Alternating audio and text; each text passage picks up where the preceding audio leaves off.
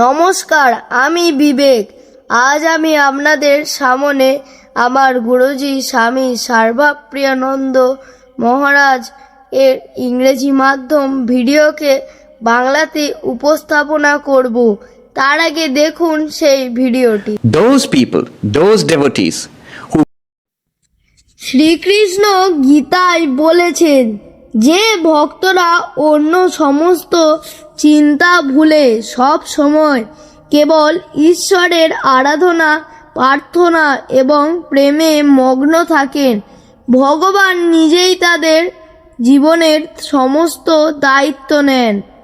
আমাদের মনে প্রশ্ন আসতেই পারে যে সারাক্ষণ ঈশ্বরের চিন্তা করলে আমাদের পরিবার, চাকরি, অর্থ বা স্বাস্থ্যের কি হবে?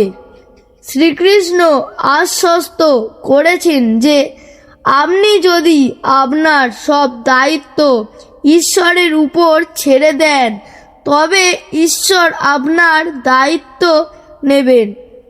আপনার জীবনে যা প্রয়োজন তা তিনি পূরণ করবেন এবং আপনার যা কিছু আছে তা তিনি রক্ষা করবেন।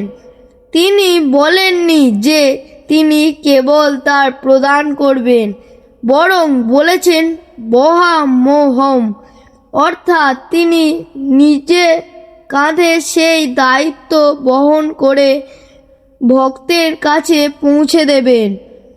কাশীতে থাকায় সময় কিছু ধনী ব্যক্তি সন্ত তুলসী দাসকে কিছু উপহার দিয়েছিলেন।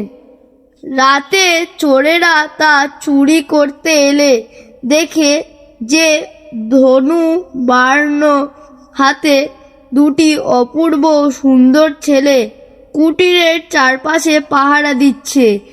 চোরেরা ভয়ে পালিয়ে যায় এবং পরের দিন সকালে তুলসী দাসের পায়ে পড়ে ক্ষমা চায় ও জানতে চায় যে এই দেহর রক্ষীরা কারা ছিল। তুলসী দাসের চোখে জল এসে আসে।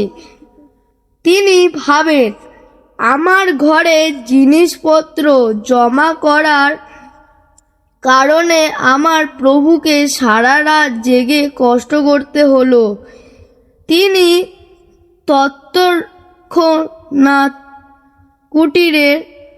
তৎক্ষণাৎ কুটিরের সব জিনিস দরিদ্রদের মাঝে দান করে দেন। পুরীর এক মহান পণ্ডিত জগন্নাথ মিশ্র যখন গীতার এই শ্লোকটি লিখেছেন, তখন তার মনে হলো ভগবান নিজে ভক্তের জন্য জিনিস বহন করে আনবেন। এটা কেমন কথা? নিশ্চয় এটি লেখার ভুল। তাই তিনি বহন করি শব্দটি কেটে সেখানে প্রদান করি লিখে দেন। সেদিন তার ঘরে কোনো খাবার ছিল না। হঠাৎ এক সুন্দর ছোট ছেলে মাথায় বিশাল এক খাবারের বস্তা নিয়ে এসে তার স্ত্রীকে বলে যে তার স্বামী এটি পাঠিয়েছেন।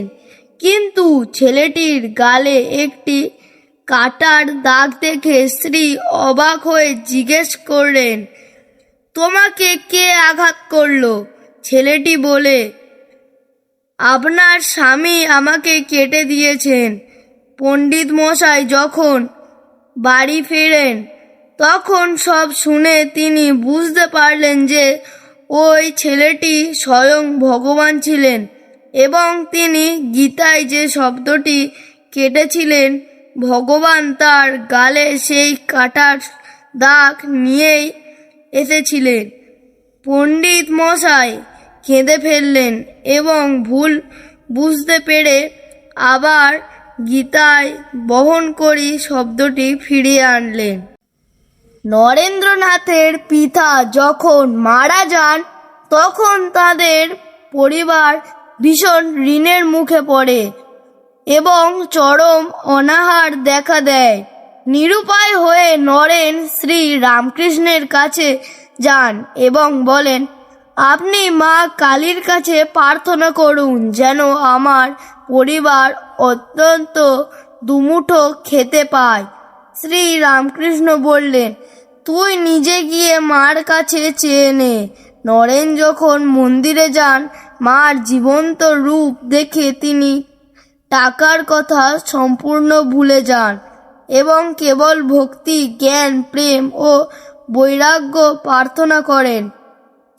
রামকৃষ্ণ তাকে 3 বার পাঠান, কিন্তু প্রতিবারই নরেন ঈশ্বরের সামনে গিয়ে জাগতিক কোনো জিনিস চাইতে পারেন না।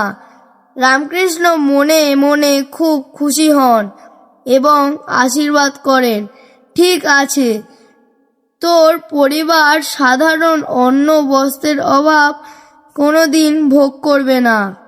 স্বামীজি বলেন, জীবনে যখন এই একনিষ্ঠ বা অন্যতা আছে, তখন মানুষ অন্য সব কিছুর উপর নির্ভর করা ছেড়ে দেয়। আমাদের মনে হতে পারে আমাদের টাকা, ক্ষমতা, রূপ বা যৌবনই আমাদের শক্তি, কিন্তু সময়ের সাথে সাথে রূপ, যৌবন, স্বাস্থ্য সব কিছু হারিয়ে যায়।